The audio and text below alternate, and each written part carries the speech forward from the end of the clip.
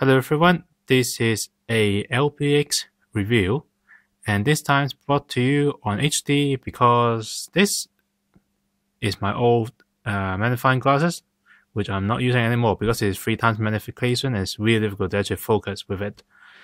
And you are looking through a much lower magnification glasses means that my range is actually better and it's easier to do. And okay, back to the review. This is LBX Pandora. The LBX Pandora is the upgrade of the LBX Kunoichi for the characters Karamura Ami. So a little bit of the box at first. So we can see Pandora on the front, Pandora on the back, the weapon known as the Hot Blade, the special attack, which has nothing to do with the blade, to be honest. A bit of the story about the LBX Pandora, as well as Army. And once again, we talk about the ability to customize all of the LBX by swapping parts with each other.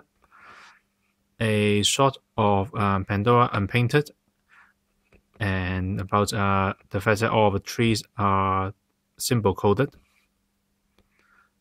and a bit of the storyline for the Danbo Sengi line as well.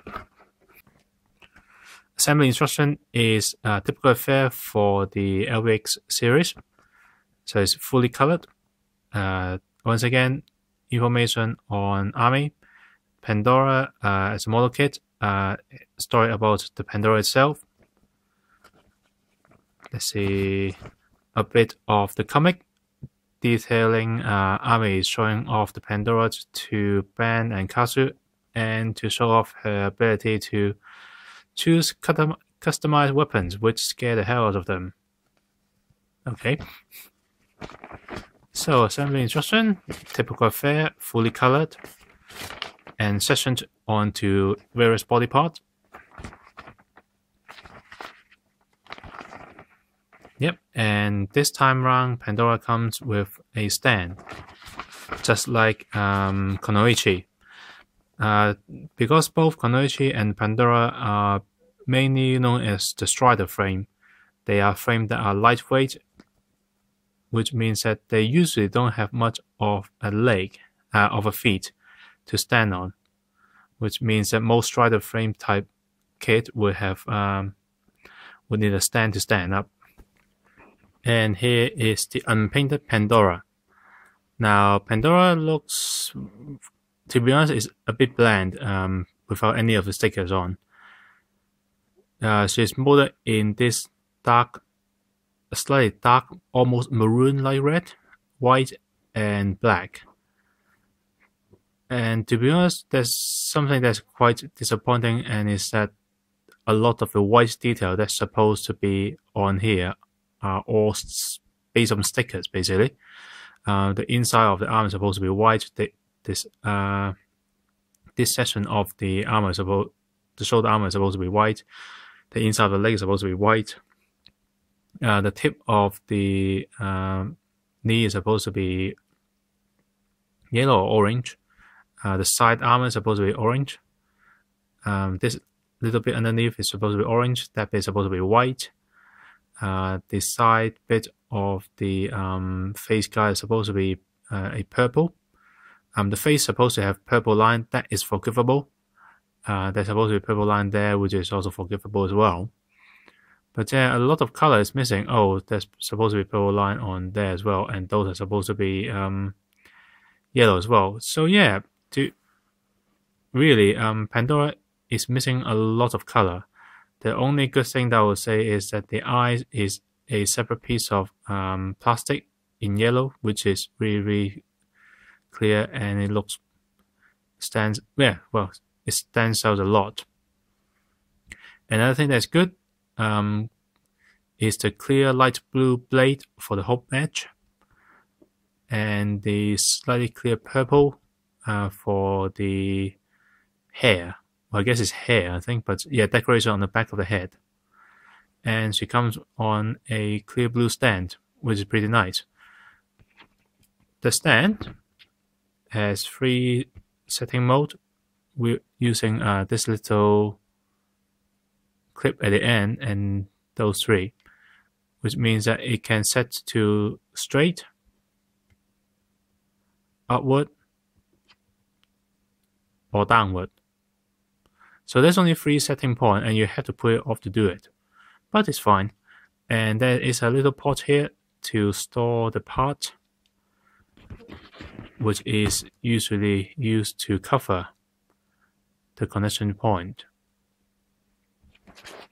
Now, Pandora herself actually can stand pretty well on her own, because unlike Konoichi, which really is where the feet really is just 2 points on the ground, Pandora actually has heels, which means that she will actually stand pretty well on her own.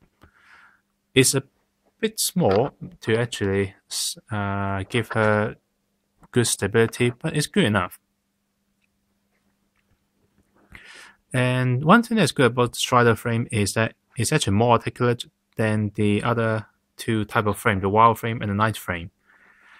So the head can lean backward and downward, left and right a lot. In fact, it's actually really expressive. The neck is also on the ball joint, but there's no armor on the front or on the back blocking it, which means that you can actually look really high up, which means you can do forward dashing pose really well. There is actually a waist joint up here, which while it means that you can actually turn around it, the main point is that you can actually flex backward like that on the torso, which also added to the forward dashing pose as well. But even so, even if that cannot actually allow the waist to twist, there is another joint down here which is unlimited, which means that you can turn 360 on that joint. Shoulder armor, once again, is a ball joint in the body, which means that you can wiggle around and rotate 360 without any problem, and there is hardly any armor blocking as well. There is a swivel joint down there, which means that it can, you can spread the arms out as well. Once again, is a polycap to polycap swivel joint here, which means that you can bend the arm, if I actually got it plugged back on, to 90 degrees. Oh yeah, there is a ball joint for the wrist, which means that you can rotate the arm any way you want. The hand is actually plugged in relatively deep, which means that there's not a lot of wiggle room around.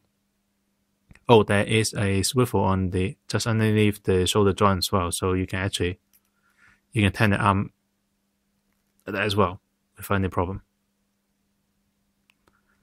Leg is on a ball joint, which is a bit interesting because the ball joint is actually pointing downward, which means that she can actually rotate her leg forward, not a lot, but it's equal amount on the back as well. But it means that she can actually spread her leg pretty well. Yeah, it's an odd choice. There is no bicep swivel. There is a knee joint which allows just a little bit more than 90 degrees bend. There's no feet. That's all right. The back, there is 2 thrusters, which is on a peg, so the swivel, in and out. So yeah, overall, she's actually a lot more articulate than the other 2 LBX kit I have. So there is 2 little pieces of accessory. You would be wondering what they are. Well, if you unpack the arm, the hand, you can add this on like that. With this, you can